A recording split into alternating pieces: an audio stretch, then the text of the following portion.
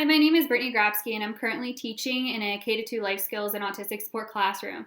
Currently, I have all verbal students, but in the past, I have had nonverbal students. One in particular I had last year, and she actually transitioned up into the third, fourth, and fifth grade life skills and autistic support classroom. And so I'm going to discuss the picture exchange communication system, the PECS, and also how I utilize it in my classroom. And I also am going to discuss the GoTalk 4, which I used last year with my nonverbal kiddo.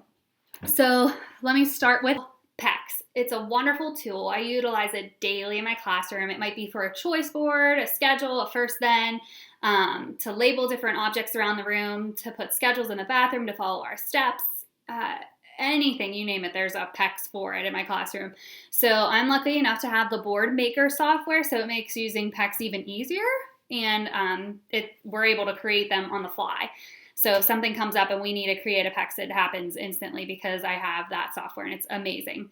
So typically the PECS that we use are 1 to 3 inches big. They're laminated, so here's an example of one.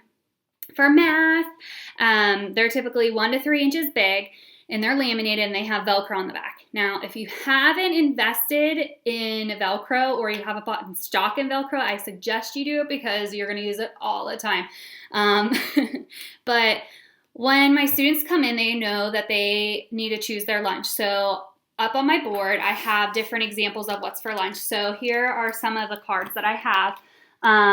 For each day, there are typically 3 choices. So if a student's buying lunch, they know that they need to look at the choices and put their name under which one they're going to choose. So pizza, chicken patty, tacos, that whatever it might be. So some of the students, they know what these PECS are, but I have a couple kindergarten students who are still learning what maybe a corn dog is. So we can walk them through that process, but we utilize that for our lunch count. We also have one of my students needs to use a first then schedule all the time. So I'll talk about another schedule later, but first I'm going to talk about the first then. So here's an example of this student's first then schedule. So first he might need to do reading, then he'll get a sensory room break. This is really nice for him because he gets to see the visual of the first and then, and that's utilizing the PECS to show him, keep it very basic and very simple. Another student that I have, she utilizes the, I believe it's called ChoiceWorks. It's really nice because it also has the PECS, but they're built into the program. So it has her schedule for the morning mapped out, and then whenever she finishes, I can't really do this backwards, sorry. Whenever she finishes whatever the task may be, she just slides it over and it says all done. So she can click through and it'll tell her what the different PECS are, or the different pictures. So might it be going to bathroom will come up and she'll be able to figure out what it is. And then it also has that first then, first and then I can. So she knows what's coming next. Those are some things that I utilize in my classroom with the PECS. I mean, I could go on and tell you more about it, but I'm going to keep it super brief. So the next thing I'm going to talk about is the GoTalk 4.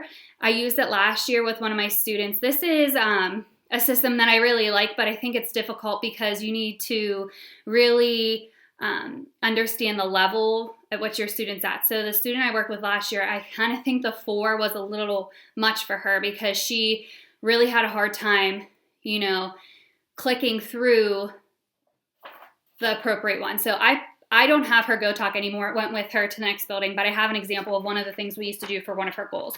So she had a colors goal to label the color or identify the color of an object. So say I held up these scissors, they're red. So she would, on her GoTalk, hit the red. So whenever she would hit the button red, it would say red. And she would have a choice of however many colors we were working on. And then whenever we were not doing instruction, she would have different things like potty, snack, whatever it might be. I think that it was a little advanced for her because she really kind of would just hit it whenever she wanted. So I don't think she was ready for it or really knew how to use it functionally. Both of these systems would be beneficial for students with autism and other developmental disabilities. Thanks!